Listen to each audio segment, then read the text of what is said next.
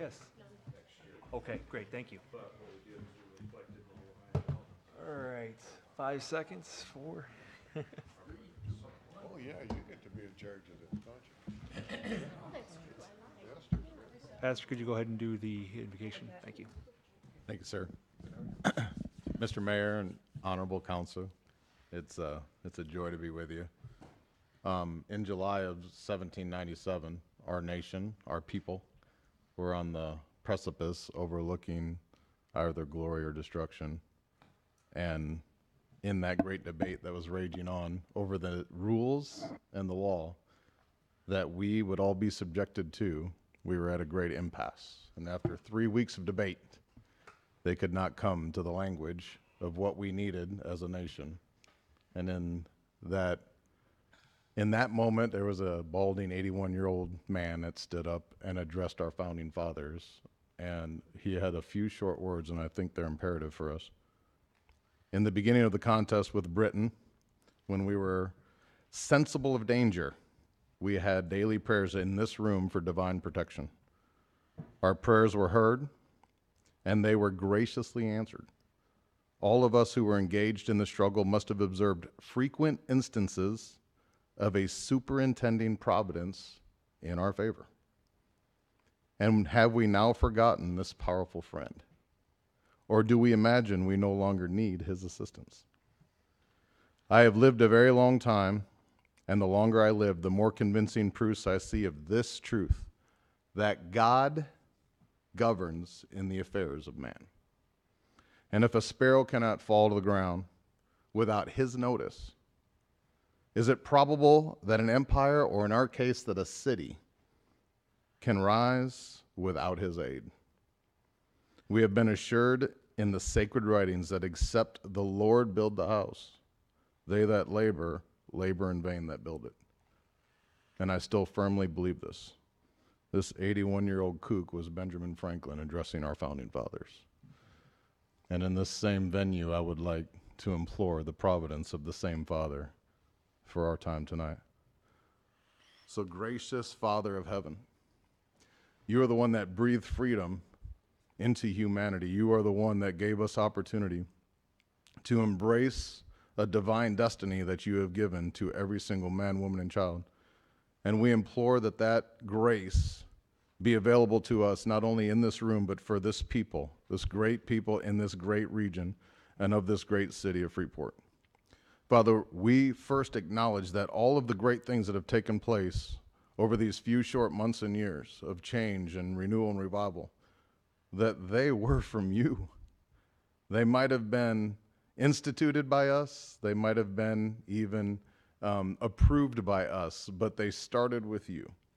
Father, we know that every good gift and every great gift comes down only from the Father of lights. So everything good that we have, every good change that we've made, all just laws that we have incurred in our region are because of the graciousness and the mercy of your heart.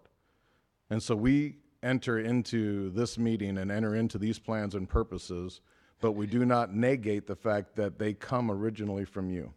And we don't want to seem arrogant or haughty in any way and think that it's by our great intellect or our supreme power that we're going to change this region. We understand that it's only through your divine hand and through the fingerprints of your grace and your mercy that's going to make change able, and it is going to give us the opportunity to do things that are going to affect not only the lives of those that are gathered here in our nation, in our region, but also for their children and grandchildren.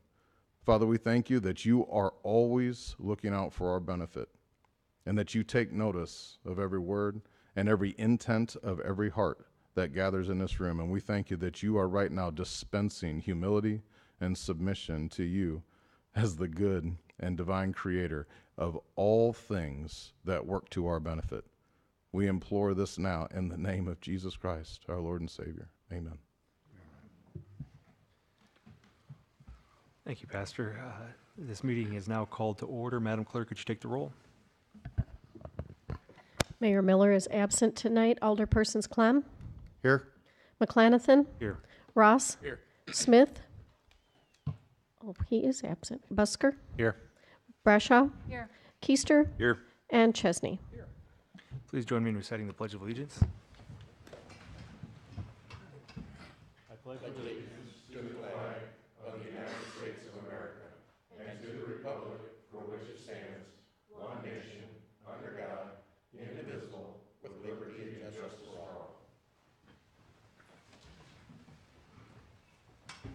Next item on the agenda is approval of the agenda. Are there any corrections? And if not, is there a motion to approve? So move. Second. All right, there was a motion by Alderman Clem, seconded by Alderman Ross to approve the agenda. Any further discussion? Hearing none, all in favor of the motion say aye. Aye. Opposed? The motion carries. Approval of the minutes from March 5th, 2018. So move. Second again. There's a motion by Alderman Keister and seconded by Alderman Ross. Any discussion regarding approval of the minutes from March 5th, 2018? Hearing none, all in favor of approval of minutes say aye. Aye. Opposed? The motion carries. Public comments, item number 6, Madam Clerk indicated that there are no public comments on the write-in sheets. So that brings us to item number 7, presentation of the calculated general revenue by City Manager Crow and Director Bucus.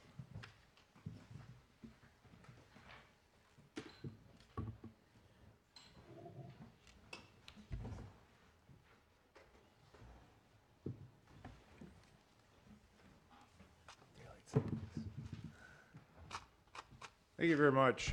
So you're aware, these slides don't, Randy and I have been working throughout the last several days and we're updated. So we've done some gotten some additional information from IML on anticipated revenue. Some of that is reflected on these slides and some of it is not. We'll go in as we go forward. We'll talk about that. And that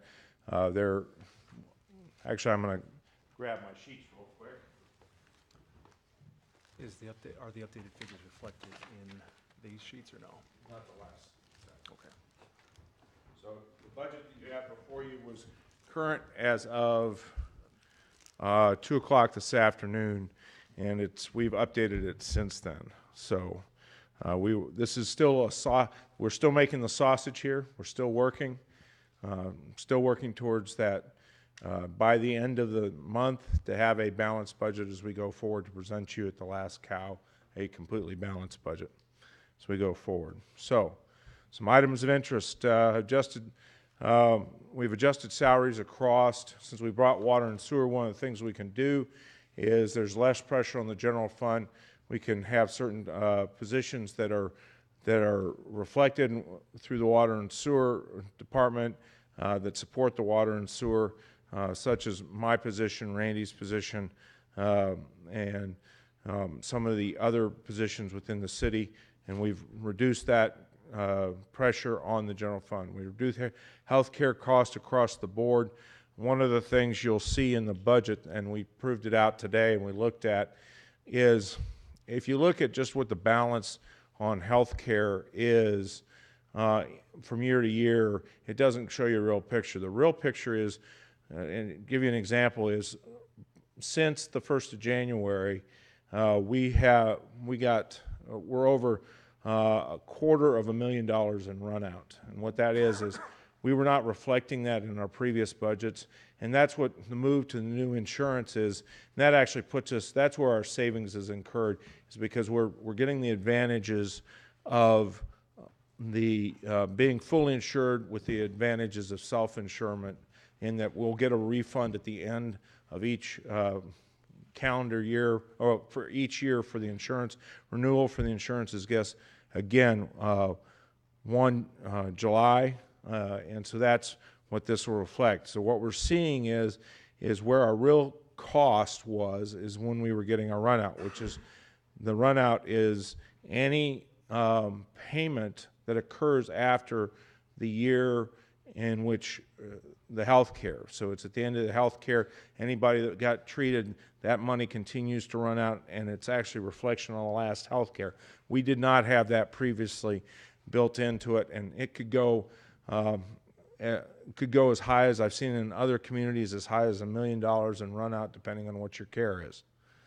We've reduced the insurance cost. It was Alderman Clanathan and I were talking about the liability insurance have really reduced the cost for liability and reduced the cost overall. We do have the newly created IT department. We're still working some of the IT things out. One of the things we're doing is we did, as I talked about early in the year when we created it, we saved money because we did away with phone lines. One of the things we're looking at is now is the positions that have cell phones, do they really need to have desk phones that are the people that are in the field? And so we're really looking at, we've already eliminated the building inspector's desk phone. We're looking at other positions which we can eliminate that desk phone where we have that, if they're really spending more time out in the field to generate other savings. We're also looking at really what hardware and software we need to look at. Currently, we have, it says 3 departments, we have 2 departments, and what you got to look at is both police and then economic community development. When we look at that, it's a combination of both the building department and community development are funded above last year, and we're about 69% or $69,000 above for police.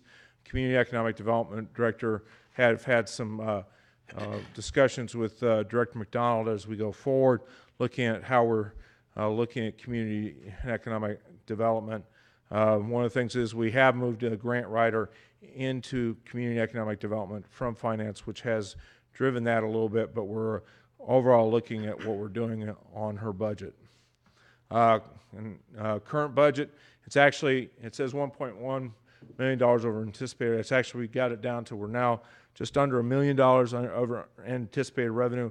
And what that is that's the easy cuts. Now we're going through the other cuts, and I can guarantee to council that we'll have a balanced budget by the end. So we have so we were notified by IGFOA and IML that due to increased early payment of income and property tax, we may see a lower than anticipated income and property tax payments to us next year. Last year's anticipated revenue is $16.4 million. That does not take into account the outstanding $1 million we have in grants yet to us. We're carrying, Linda's carrying $1 million of grants on our books that we're still waiting for. I think it's about $1 million, right? That we're still waiting for reimbursement. So this will actually be in the 17.4, but this is what we are actually at right now. Conversations with the grant, so they're about a year for the demo grants. That's about what we're seeing for the reimbursement on the demo grants. It's about a year time frame. So this is kind of our calculated revenue, and as I said, this does not reflect our current calculated revenue is $17.3 million, so this is lower than that anticipated than what we have as of this morning or this afternoon. It's $17.3 million in general fund revenue as we go forward. We are looking for making sure that we're double checking all of our numbers on revenue, making sure we go forward with that, and looking at what we're actually receiving. And this reflects the new number of 17.3 reflects what IML and IGFO has anticipated for both income tax as well as the personal property replacement tax and motor fuel tax. So those all have gone up from what was initially proposed to us. So that was our new numbers that we got from the state. Police and fire counts. So police accounts make up 38.3% of the budget. Personnel cost within that, just this is for information, is counts for $5,700,000, and the pension costs are $1.5 million. Fire accounts are 27.9% of the total budget at about $5.3 million. Personnel cost is $4.4 million of that. We have 8 non-union, 33 union. Pension costs are at $961,000, which is interesting because you'll find most pensions in the state are just the opposite. It's the higher is the pension is the firefighters, and the lower pension is the police officers. But it happens to be we have a young police force. We had a lot of retirements early on, and that's what's driving the pension cost. Okay, police, and so I've had discussions with both the police chief and the fire chief, and we're going to take a hard look at both of these budgets as we go forward for making sure that we get everything covered and see where we can make some cuts. One of the discussions we've had was we were going to put, we've talked about, we already talked about we're going to delay the purchase of some of the police cars, maybe some of the poll cameras, and really look at some other things that we were doing that we wanted to get out ahead of this. Fire, we're having, again, discussions about where we can cut and what we can do for this, and really look at making sure that we are fiscally sound in what our approach is, and we'll come back with you. As I said, we'll come back at the next one with some recommendations to you on where we're going to go on both police and fire. Streets Department, it's a combination of streets, forestry, animal control, and cemetery. All of these are lower than last year's budget. What's kind of interesting is that streets, probably outside of the phone lines, is the least impacted, you would say, Kurt, from the change in IT department. They don't have really any IT out there. So these cuts were, we've actually made some cuts in their, what Tom wanted to do, some refurbishment out there in the buildings. We're holding off on a few of those. We're going to hold off. He initially wanted to buy 2 new plows. I've asked him to hold those plows and look at the leasing option to reduce that cost to us. So streets, again, large amount of personnel, 612,000 out of personnel, and again, this is primarily AFSCME.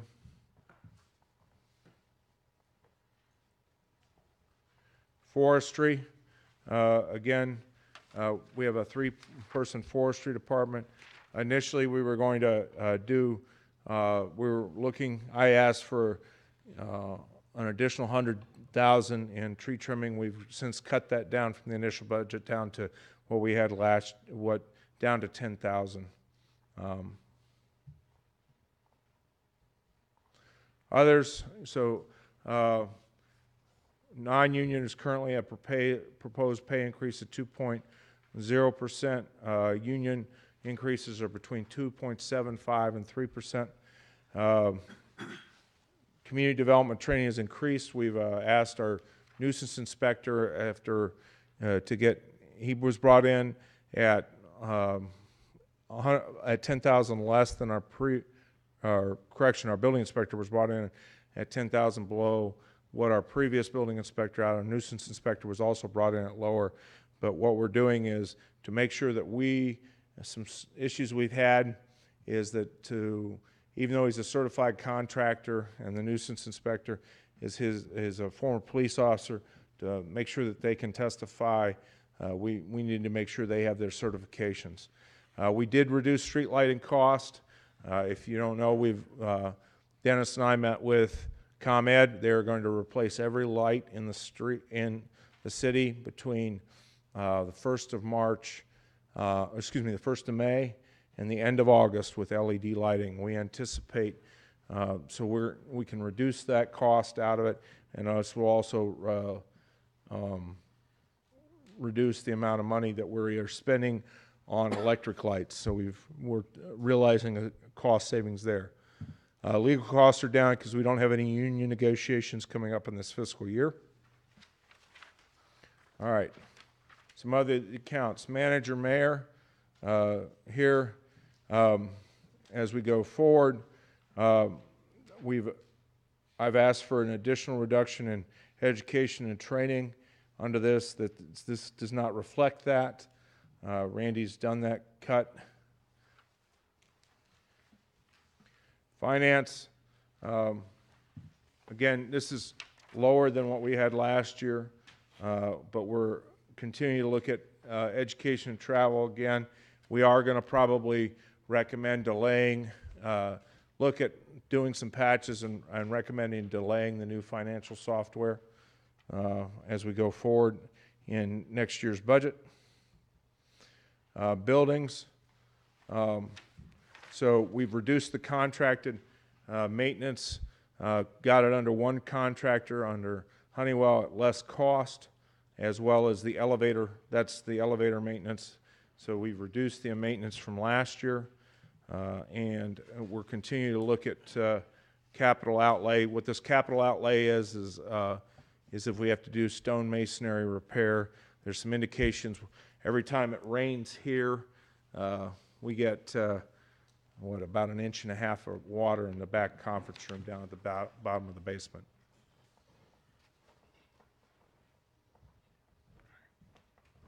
Airport, again, it's close to 100,000 lower. We do not have the road in here as we go forward. I know that you've all received a letter from the Flying Club as we go forward. One of the things that I discussed today is I'm going to reach out to the county on the road, since it sits in the Melrose TIF, and it's an economic driver, to see if they can float us some money from the Melrose TIF, see if that is an additional way we can go. Community development.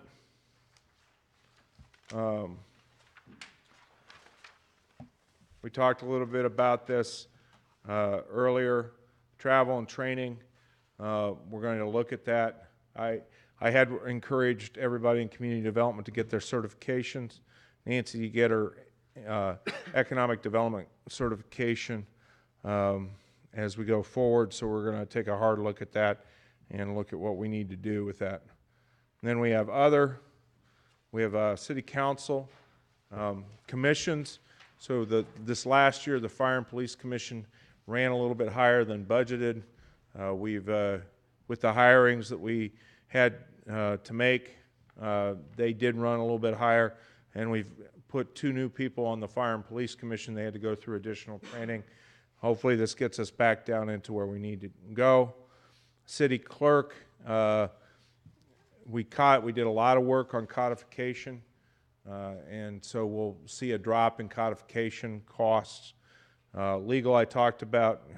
Government buildings, we talked about street lights. Again, this is a reduction. We're seeing about a $70,000 reduction in street lights, and then human resources, as we're reducing down this. MIS, Kurt's thing is that the big thing is we're going to sit down with him tomorrow and actually go through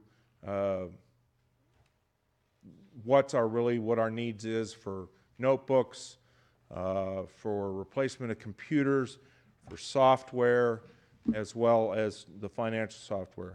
On interdepartmental, we've reduced this down to just over $1 million.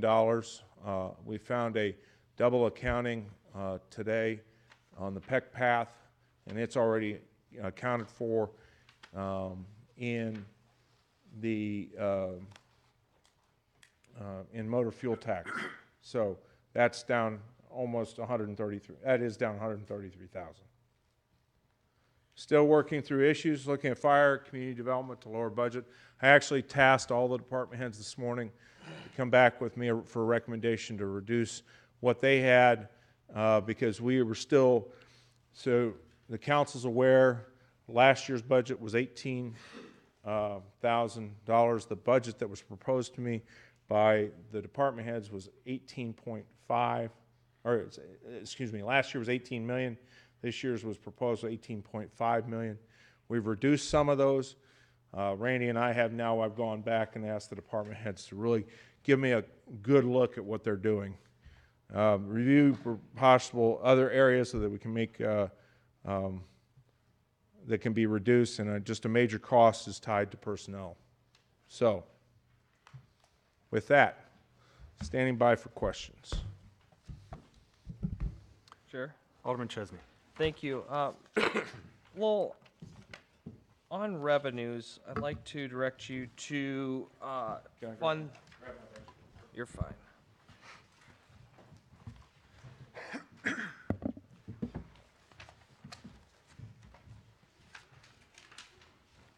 Yes, sir. Okay, Fund 32, is that fire capital equipment transfer? Yes, and the chief and I've already talked about, we're going to make some modifications in that. Okay, because historically, we've been transferring. 60/40.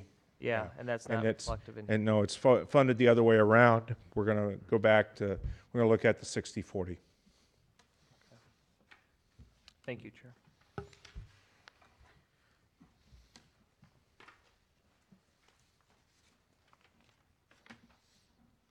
Mr. Chair. Alderman Keister. City Manager Crow, one of the questions I was wondering about with some of these consolidations and stuff, over the years, each department at this time, do they still buy their own office supplies and stuff, or is that bought in a bulk buy and distributed? And if not, can it be done that way to save some funding? We are currently, each department's buying their own supplies.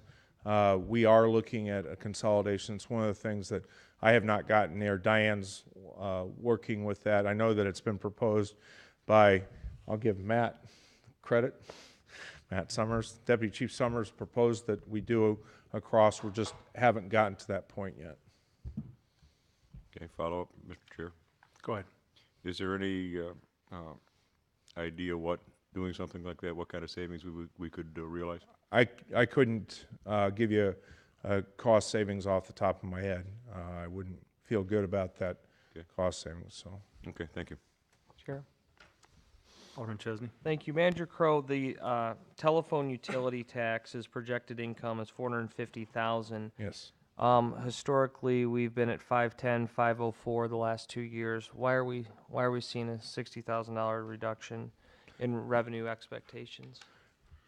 That's based upon some of the proposals that some of the things that have come out of IGFOA and IML, Illinois Government Financial Officers Association. As we're seeing more and more people go to the cell phones, there's still a tax on the cell phones, but it's at a lower level. I mean, I don't have landlines. A lot of the people, as you remove the landlines, that tax is going down. So that's something that the state is seeing across it's also affecting the 911 funds as we go forward. So both of those things, and the state's trying to get its handle around how, because what's happening with the cell phones are taxed based upon where you're buying the cell phone. Like I carry a personal cell phone because I still own a house in Monmouth, which I'm trying to sell. So my personal cell phone, sorry, I had to put in that little advertisement. Lowell's got a house in Monmouth. Yeah, I'm trying to sell it. I've been trying to sell it for a year. But it's, so that personal cell phone, because it's a 309 number, is being taxed in Galesburg versus here. So Galesburg gets that revenue where we don't. So anybody that's carrying a cell phone that is not based in Freeport, we don't get that tax. Now, I understand that, but historically what we've done is we've done 2 or 3 year averages across the board. Is there a particular reason this year we didn't? It was, well, what we did was we looked at our projected year-end revenue, and we saw a drop. So last year's, so you'll notice that in FY16 it was 630. FY17 it was 504, and we're projecting at 405 this year based upon. So that's why we kind of shot the 450 as.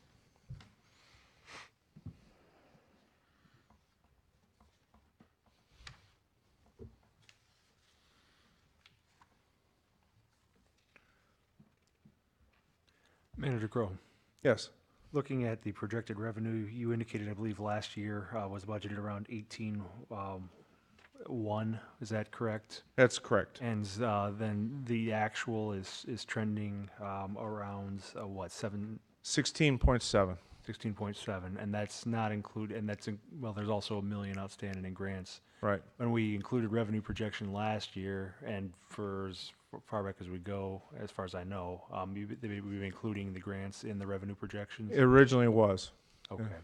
How have you handled grants, and what amount of volume of grants were taken into consideration when you were looking at this year's projected revenue? So we've taken like the land bank grant, the grant that we have for the ambulance that we have in there, plus the match in which we have for the new purchase, the ambulance. That's that, but that's in the capital side. The revenue side, we have an additional money that'll be coming forward for demos in here. It's under the grant line items. If you could, is it part of this package? No. So Stay tuned. stay tuned. Okay. Alderman McClanathan. Alderman Klum.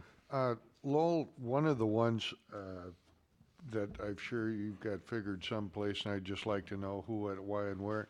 How are we handling the city center funds, NIDA funds, so on and so forth, compared to payouts last year, and where's that coming up at? So, as for those that don't know, all of the boards voted to combine going forward.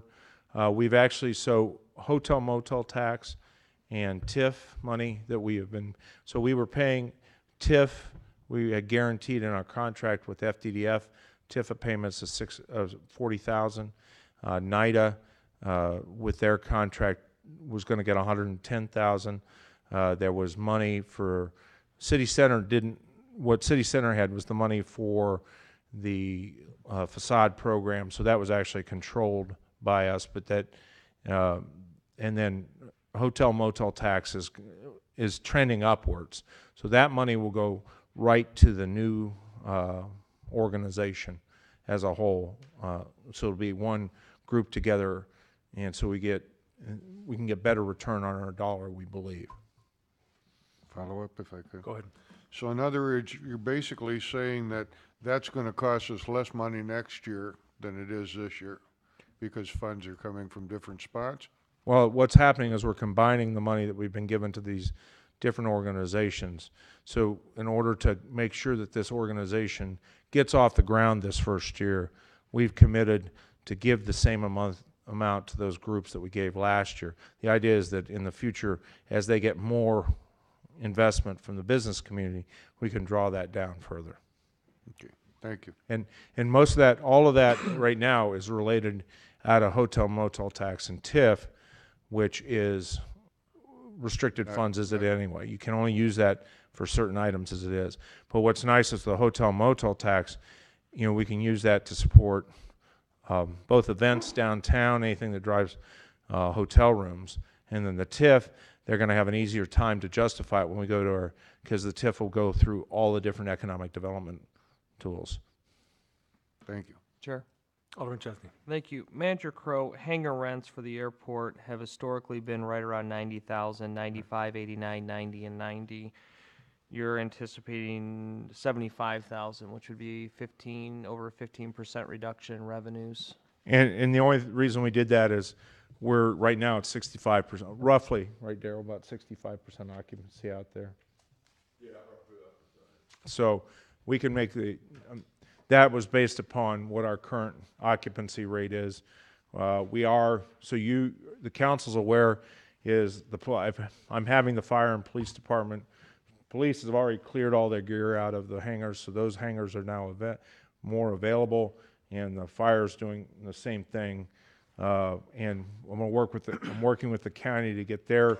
They have a bunch of gear stored out there, so those hangars are now available because they were in some of the premium hangars for Daryl to rent. So what we're seeing is the lower end hangars are staying rented, but we want to get all the hangars rented. So that was just strictly anticipation based upon what we're seeing for current occupancy. Now, the good news is that Steve and I have worked long and hard, and we've identified all of the leases for the farm lease coming in. And I'm going to actually have a 3-year farm lease come forward that we've identified 2 people that had other properties out there that we were not getting money from. We are now going to lease. So that's additional funds we're getting into out there at the airport. I can sit down with Daryl and Randy, and we can relook at the revenue from hangars.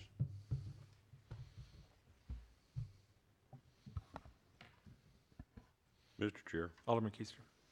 Manager Crowe, when you're talking about these farm leases and stuff, with a 3-year lease, how would those leases be affected if this current project goes through with the solar panels for energy production? Is that going to be affected by that as far as land usage they're going to have, or do we know the areas? Is that going to? We still have not. We still do not know what areas they want to go into. They have not yet communicated those areas. And one of the things that before I make a proposal to council on these solar panels going forward, I'm going to make sure, compare it to what our farm leases are, and make sure that we get the highest, best use of that land, whether it's farm leases or whether it's solar panels. The solar panels run about $1,000 an acre, and I will tell you, most of the farm leases run anywhere from $100 to $500 per acre. I know we're getting $1,000. Right now, we're getting $100 per acre for the landfill, but once the solar panels actually go on the landfill, it's $1,000 per acre per year. Follow up. Go ahead. Sure. And I guess my concern is if I don't know how fast the solar panel is going to move, but if we enter into a 3-year contract with them and they want that land, is that going to be an issue? No. The issue is we have, under Illinois state rules, we have to notify them by the 1st of October if we want to break the lease. So that way, either that or we have to reimburse them for grain or farm ground that they may have already purchased, because a lot of the farmers are already putting on contract by the 1st of October. So that's actually under Illinois state law. We're actually safer on a written lease than we are on a verbal lease. A verbal lease, you got to notify them by the 1st of July. A written lease, we can notify them by the 1st of October. Thank you. Chair. Manager. Well, can you go back to income tax? We're projecting 2.2 million. Historically, it's been right about 2.5. Can you circle back to remind me on that one? The new numbers should be 2.4 million. And that's based upon the IML document that Randy and I looked at, got this weekend. And that's in the new packet that he's handed out to you, I believe, right, Randy?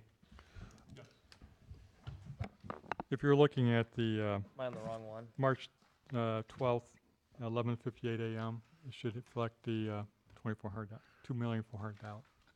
Excuse me, $2,400,000 under income tax. And that's based upon the IML projections we got IGFOA and IML projections that we got this weekend. Manager Crowe. Yep. Those projections are based on population. It's population. We're basing on what we did is, so it's based upon the population. We got $96 per citizen in Freeport based upon a census of 25,600. I can't remember the last 653, I think is what it is. So we didn't calculate that the last 53 people in here. We kind of give us a little bit of slop. So it's 25,600 is what we calculated on. Alderman McGrath. Alderman Clem. Just to follow up, Manager Crowe, on what you said, basically for the audience, because I asked the same question last year. You know, we've had all these places that have employed more people.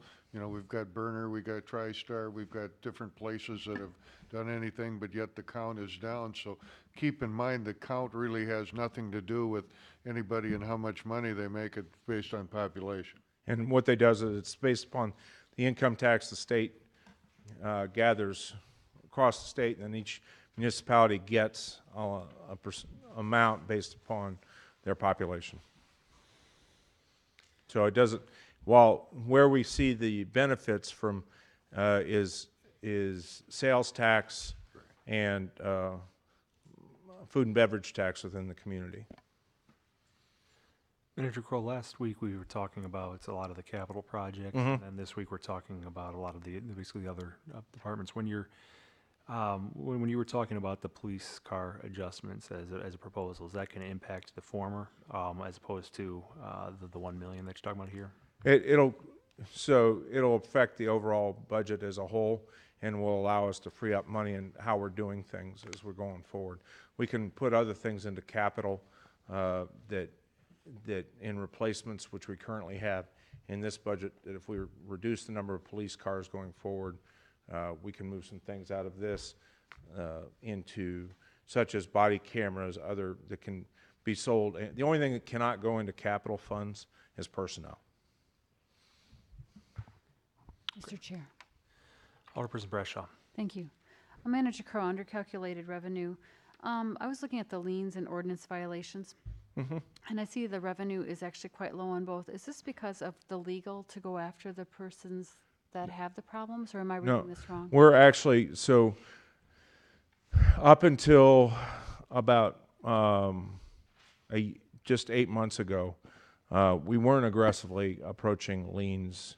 Now OVs we were. Liens, we've been very aggressive in owner occupied, so we're establishing a new standard here. So that fund is based upon, in fact, we got a $3,000 check today that based upon liens. So we're trying to estimate the best that we can based upon what our current revenue is, since we haven't been aggressively going after them.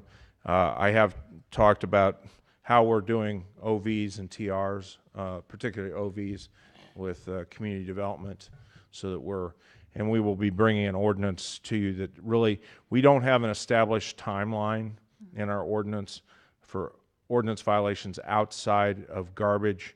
And one of the things that the community development and I have talked about is we really need to establish a basis for what we're going after, so when we have the hearings that we know exactly, so we have a standard, which we don't have right now.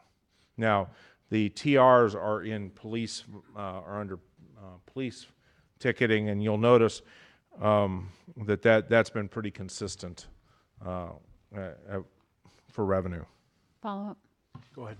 Can you please tell me what TR is? I'm lost. Traffic. Traffic. Traffic. OV is ordinance violation. Sorry, I apologize for that. One more follow-up. Go ahead. Thank you. I knew what an ordinance violation was, but the TR I was assuming was something to do with property, so I was a little confused. I was just asking this because under ordinance violations on calculated revenue says $200 total. So I didn't know if that was a typo, if maybe there was a decimal placed incorrectly, or if perhaps I was reading this wrong, that ordinance violations revenue was listed under something else, or perhaps our legal fees were so high in going after those that maybe they were subtracted from the ordinance violations under calculated revenue. 360.5. Yep. So. Did I read that incorrectly? No, you're correct. You're correct on that. So. I'm not quite sure what goes in there. It's just some minor stuff, because if you look in past years, it's actually had zero money put in there. Yeah. Because we do have other categories depending on what the violation is. So if you'll notice the line above it is for weeds Yes. and grass. So what we do, the majority of our violations are for weeds and grass. And you'll notice that is 5. We estimated last year 8. We were down a little bit this year, so we put it at 5. The 8 was based upon our actual from the year before. And so that's, we could raise that by at most 1,000. I would feel comfortable with. I also think too, if you look at line number 0100375, that's also city ordinance fines, and that's where most of our fine money goes into. And you see that's quite a, we're anticipating, that's 380,000, so, or 38,000, excuse me, 38,000. Follow up. Go ahead. Finance Director, the city ordinance fines then I see are 38,000. So they probably envelope the majority of the cost of the ordinance violations. There's just probably just two categories here, and one is underused, but somehow it stands out differently. I'm sorry, I don't quite understand the question. Well, I know that we have the inspectors and the nuisance inspectors issue tickets on a frequent basis. I just assumed that the one would be higher since it was listed as an OV, an ordinance violation, compared to the city ordinance fines. It's basically the same thing you're saying, is that correct? We can pull and make sure that the city ordinance fines, when we look at it, what all in entails versus the ordinance violations. It would just help me understand it a little bit more. Okay. Thank you. Mr. Chair. Alderman Clem. Just a quick one, on that same page that I noticed, can you explain to me what special use tax is? Just exactly what all is covered under that? That would be 0100356? That's the use, that's the use tax that the state collects when you buy a good or service, generally outside the state, and you have to pay taxes on it in the city, within the state of Illinois. And this fund, it actually went up, we calculated it, the use tax. It's actually $70,000 higher than this based upon the latest documents. So it's, what, 650,000 now, I think is what? 580. Is it 580 the correct number then? Okay. I know that was one of the things that was originally low. Could I do a follow-up? Sure. Randy, could you please run that by me again? I mean, as far as exactly what it is? A use tax is basically when you purchase a good or service outside the state of Illinois, such as a car, Okay, you buy it in Wisconsin. When you come back to Illinois, you're actually paying a use tax on that car. And so that's what the state's collecting. Basically, it's a sales tax. It's like almost like an out-of-state sales tax. okay, thank you. Manager Crowe. Yes. A couple things. One, as you indicated, even since from this printout the numbers have changed a bit, do you think you'd be able to email out to us the updated numbers? Certainly. Within the next day? Yep, we Um, can. Okay, and then two, for tonight, obviously you presented a fair amount of information, and then obviously these numbers are fluctuating a bit. What feedback or guidance do you want from us particularly, or are you also looking for us to kind of, I know you have a lot of interdepartmental decisions that you Right, want we to still present have- in the next week. So I wanted to just get this in front of you. This is, like I said, we're still making the sausage here. My goal is to have a balanced budget to you within 2 weeks. We may have the department heads have to have back to me their recommendations as I go forward by close of business Wednesday. And that's including some revenue, as we discussed, some shifting around of that, some changes in what we're purchasing, and how we're going to go forward. You and I talked about just to think about what the council, I have a proposal for what the pay increase is going to be. I'm going to put it on the executive session to have that discussion with you in closed door so that we can get a real feel for what council wants to go forward on that That's executive session next Monday? next Monday. All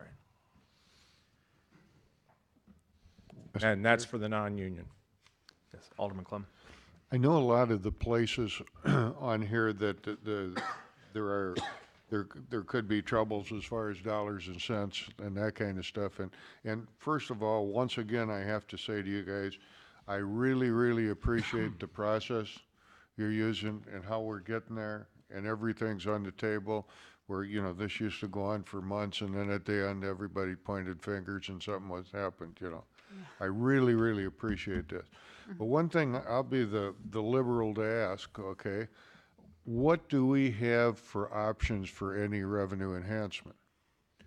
You know, And you can give them those. I'm not just having you whip 10 off the top of your head or 5 or, you know. so, you know, I am not looking at this as we go forward. I think, you know, the biggest thing we do for revenue is we generate more sales. I think what we passed in the liquor ordinance, I think you're going to be surprised. Steve and I talked about that because they have to actually now use a CPA going forward. We believe that food and beverage tax we're going to see a dramatic increase in food and beverage tax this year. So basically, it's enhancing what our current sales are. I think continue to use the recruit the business district as we go forward. We'll see some upgrades in Sullivan's, hoping to see some increase in sales tax out there. You know, there really isn't. What we need to do is make sure that we're fiduciary strong. I think what we've done with the new combining the economic development and driving economic development within the community under one hat's going to drive, because getting more weekend events, combined events, you're going to see more hotel rooms filled, you're going to see more food and beverage sold, really more sales tax within the community. That's where we need to drive this. Manager Crowe, and while you see that upcoming, I assume that's not anticipated in this No. budget, because you want to actually see those numbers be realized before you include it in a budget. That's correct. I am never going to show council what I think is going to happen. Well, I am kind of, but what I'm saying is I'm not betting. Right. I'm not going to bet the city's life on money that may come out there, that we think may be out there. What I'm going to do is give you a budget that's balanced based upon making sure that we're doing it fiduciarily right. And Manager Crowe, talking about those things going forward this year, if there is the business district in place, and if there is the handful of redevelopment agreements pursuant to that, and the subsequent upgrades to the building, do you have confidence that the property tax assessments will reflect that redevelopment? I honestly, you know, why we're having to do a business district is because property tax, you know, our discussions with the township is that we're not convinced that property tax assessments will properly reflect what's actually going on in all the areas. You know, we're doing all these things to improve the different, the facade program, the bond that we're going to set up to improve the downtown, you know, but the business district, you know, it should improve, as both Randy and I have seen in other communities, EAV's gone up, but I can't guarantee you that. It's outside of your control. It's outside of my control. Fair enough. Alderperson Brescia? Thank you. Manager Crowe, I don't mean to put you on the spot when I say this, and I hope you don't think of this as criticism in any way, shape, or form, because we appreciate all your work on this. In the past years, this is our first year with, I guess I should backtrack a little bit. This is our first year with the city manager, obviously, when we're doing this budget analysis and trying to figure out how to do things maybe differently or better or more streamlined, and you've helped us with that immensely.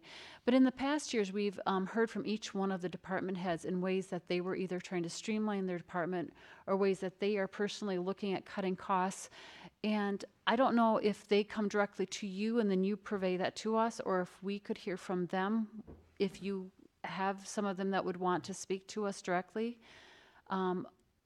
Only because every once in a while, some of them have ideas that we will build up on or ask them very specific questions. Since we're going to, I hate to say the head honcho of all the department heads, but sometimes we don't always hear what they're thinking. Would that be something that we could do, or I can do it any way that the council wants to do it. This is the way that I was taught to do it, and the way the city manager, I'm the one that takes if the budget's not right, I'm ultimately at fault. If the budget doesn't balance, I'm ultimately at fault, because it's one of the reasons you hired me. yes? And so, you know, I'm not trying to keep them away from talking with you. You know, I never do that, but, you know, these guys will tell you, I've had some hard conversations in the last week with some of them, with a lot of them. Follow up? Go ahead.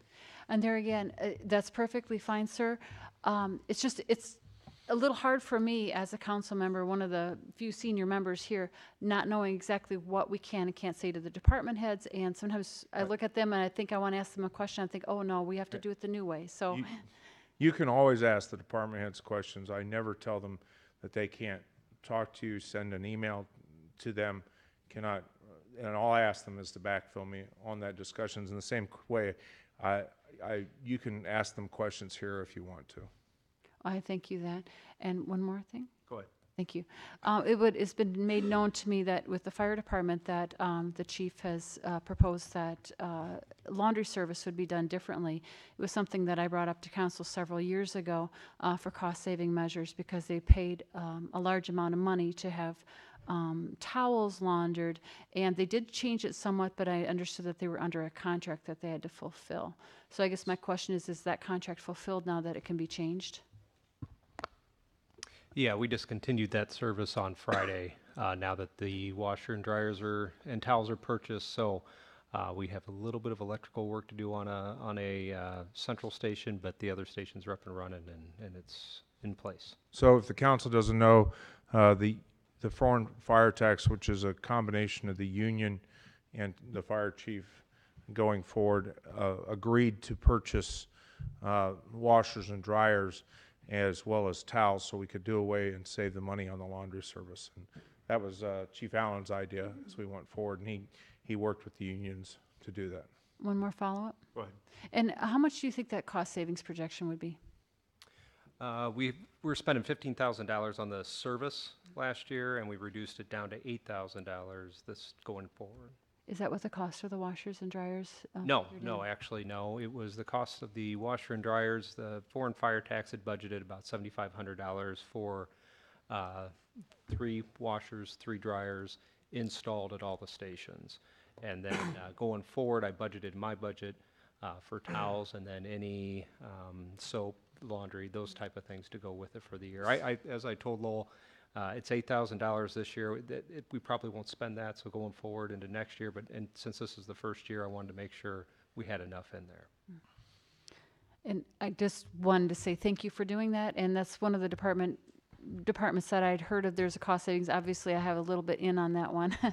And I thank you for that. And kudos, because that'll be future years serving savings as well.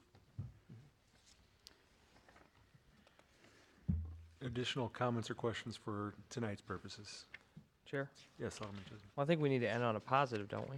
I thought that was. Well, the positive is I think we're heading in the right direction. I think the budget I had in front of me was 2.1 million a week ago, and we're down to $1 million, and we're heading in the right direction. Yeah. Well, I certainly think that there are a number of positives. One, Manager Crow, I recognize that most of this you inherited. Okay, so you didn't decide not to collect late fees on water bills for the last gosh knows how many decades, but you've put in policies in place to eliminate that practice. Also, I recognize that you've saved, and if you look at the budget, it's the first year we've seen in a long time the health insurance costs actually go down. Yes. And while it wasn't popular at the time, we've also seen a great reduction in legal fees. We were at a high of 338,000, and now we're under 200,000, which was exactly where we thought we would be 2 or 3 years from now. So I think that that's a positive. Recognizing that the majority of the cost of the budget is labor, I'm interested to see what your proposals are coming back to us, is what that looks like. Yeah. But I also think there are some items that could be looked at. One is I would ask that your team double check the revenues. Okay. Everywhere that, at least how we've done it in the past, we've done 3-year averages, and we haven't gone to the IML for their opinion. We've just done historical averages. But each one that I go through, from hangar rents to cable licensing fees, it always seems like we're 5,000 or 10,000 lower. So I would just want to be comfortable that the revenues are there. And then also, you said that we do have $1 million that isn't realized because of the way that we're Grants. paid, but that is certainly something we are going to Yeah, receive. yes. Well, we just don't know when. Right now, Linda's covering that. We have, about 2.4 million float right now in the reserve that we have just understand that, you know, that goes up and down depending on what our bills are. You know, as we go forward, but once we get that grant money back, that money will go up. But largely, the reductions in revenue is really in two parts, but one is this council decided that we weren't going to raise property taxes, but we were going to increase pension Correct. contributions. So that's the first piece. And the Yep. second is of no, you know, out of our control is we've seen a reduction in revenues from the state Correct. as Springfield continues to give us less and less at the state level. Yep. And that's very true. That's very true. I just think it's important for the listening public to understand the impacts that it's having downstate because it's impacting us here locally. So we're starting to see that, and that's of no fault of anybody in this room. And that's happening across the state. You know, communities are, it's kind of interesting. There was an article this weekend about DeKalb. If you didn't pick it up, it was in the Chicago Tribune. That DeKalb is because they've seen not only a reduction in their costs, they've seen a reduction in the number of people they have in the community, and they're having to almost cut $8 million from their budget. Wow. So, Mr. Chair. Alderman Clem. One thing, Peter and I, Alderman McClanahan and I were talking earlier that one of the things that we need to keep doing is keep paying those our due amounts on the retirements, all that kind of stuff. Because if we don't, all we're doing is passing something down the line, and you know that's not our goal either. You know, we could say let's not fund this year, and you know all that's going to happen is next year it's going to be that much worse. So it's important to keep that funding. But Andrew, you're 100% correct in the statement you make. Thank you. Mr. Chair. Alderperson Brescia. Thank you. I don't really have any more questions at this point. I just want to make a statement that we realize you're in a tight spot here too. Every year we're looking at ways to cut costs, increase revenue, and this year is just like the worst year ever for me as far as looking at what the state has taken away from us and not knowing we're going to get more money in an empty bucket. It's kind of scary. So we do take your consideration very seriously when you make recommendations to us, and we've got some tough decisions to make too. And I'll come back and I'll have some of those recommendations. Some of them we may need to do an executive session to you. Some of them we can do an open session. So.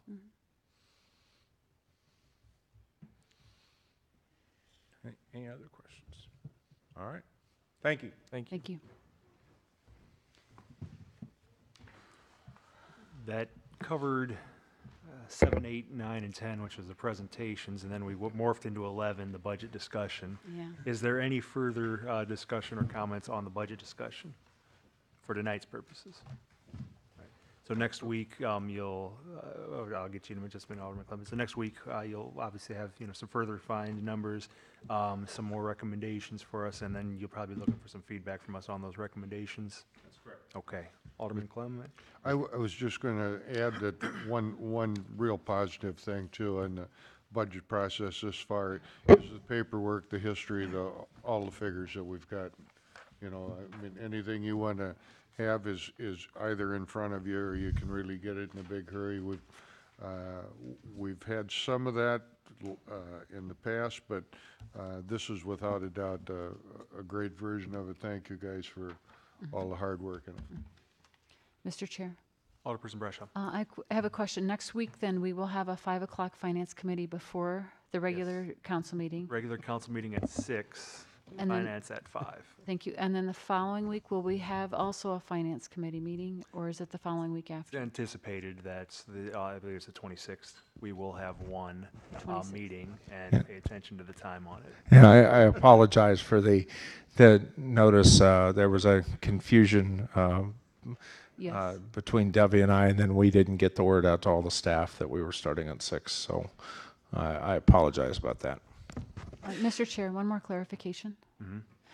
So 2 weeks from now, will we have a 5 o'clock meeting or a 6 o'clock meeting? That's what I want to know. Stay tuned. They're going to tell, we'll see, when we end it next week. I would note that probably, unless we think it's going to be a marathon session, I would assume we'll handle like we did tonight, where we don't have a council meeting at 6 o'clock, to have to bump up against, probably have that one at 6. But next week, we have a council meeting at 6, so the committee of the whole will be at 5. Okay, thank you. Mr. Chair. Alderman Keister. I just wanted to make a follow-up comment on what Alderman Clem said, and I'm glad he said it, about the pensions, so that we don't pass this down the road to another council. A lot of the problems we're dealing with right now and have been dealing with for some time are problems that were passed to us from other councils in years past because they didn't have the foresight to take care of them. I'm glad to see that we are trying to do that now, and I hope we continue and expand upon that so that 20 years down the road, there isn't council members sitting here blaming us for stuff that we dropped in their lap. Any further discussion on topic 11, budget discussion?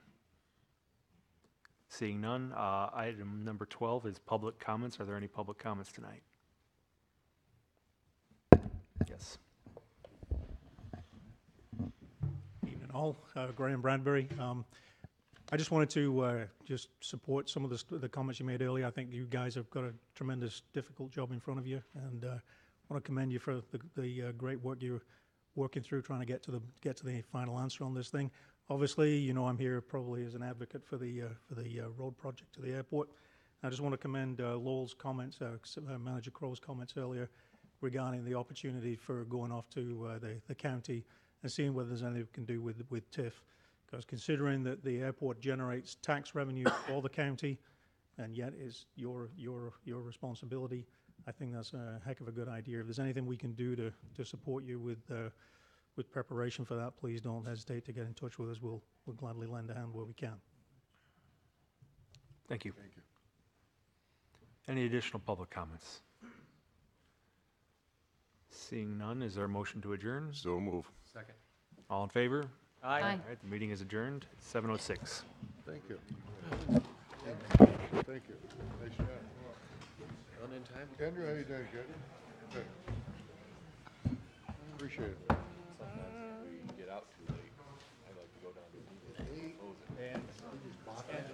I'll get on both my feet. They bought one, got the search warrant on that, went back and got another one. Yes.